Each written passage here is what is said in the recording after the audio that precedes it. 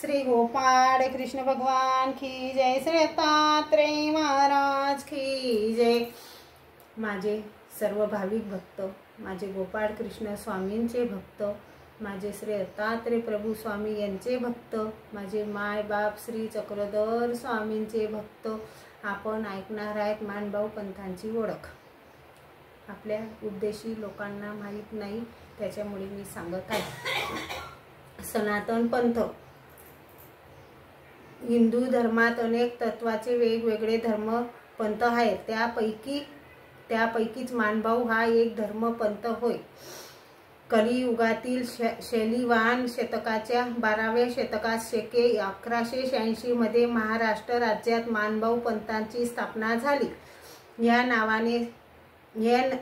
या नव्याने स्थापन झालेल्या मानभाऊ पंथांचा उगम अर्वाचीन कालातील नसून तो प्राचीन कालापासून आहे, म्हणजे सृष्टी आरंभीच्या कृतयुगापासून आहे। या पंथाचे युगायुगात कालमानानुसार नाम बदलत आले आहे। यामुळे हा पंथ अलीकडे स्थापन झाला असे मानभावतेरांना वाटणे स्वाभाविक आहे, पण माहिती मिळाल्यानंतर यांचे प्राचीनत्व प्रत्यक्षात येते। सृष्टी आरंभी परमेश्वराने जीवास मानव देह देऊन जीव, देवता, प्रपंच, परमेश्वर या 4 पदार्थाचे वास्तव ज्ञान दिले।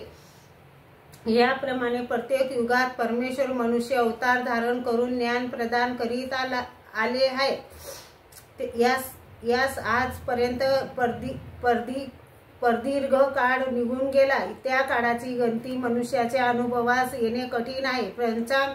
पंचांग मताप्रमाणे चालू सृष्टीचे हे 7वे मनत्वंतर आहे। या 7व्या कृतयुगात हंस नावाचा मनुष्यरूप परमेश्वर अवतार झाला। त्याने सनक सनकादिकांना ज्ञान दिले। हा अवतार लुप्त झाल्यानंतर नर, ऋषी, प्रवर, प्रशांत असे 3 अवतार झाले। ते पुराणात प्रसिद्ध आहेत। श्रीमद भागवत स्कंद 4 कृतयुगाच्या शेवटी श्री दत्तात्रेय प्रभू हे बद्रिकाश्रमी अवतरले। त्यांनी कृत, त्रेत, द्वापार, कली ह्या 4 युगात विद्यमान राहण्याची प्रवृत्ती धारण केली असल्यामुळे ते आजही कलियुगात माहूर जिल्हा, नांदेड, महाराष्ट्र येथे विद्यमान आहेत।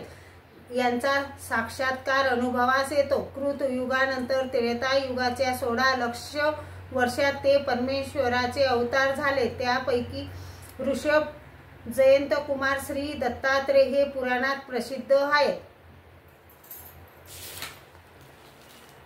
त्रेतायुगात श्रीकृष्ण भगवंतांनी अवतार धारण केला होता। याविषयी ते स्वतः म्हणतात, इम विश्वते योग प्रोक्ता मान हम व्ययम, म्हणजे त्रेतायुगाच्या आरंभी सूर्यवंशाचा राजा विवस्वान यांना मी ज्ञान दिले।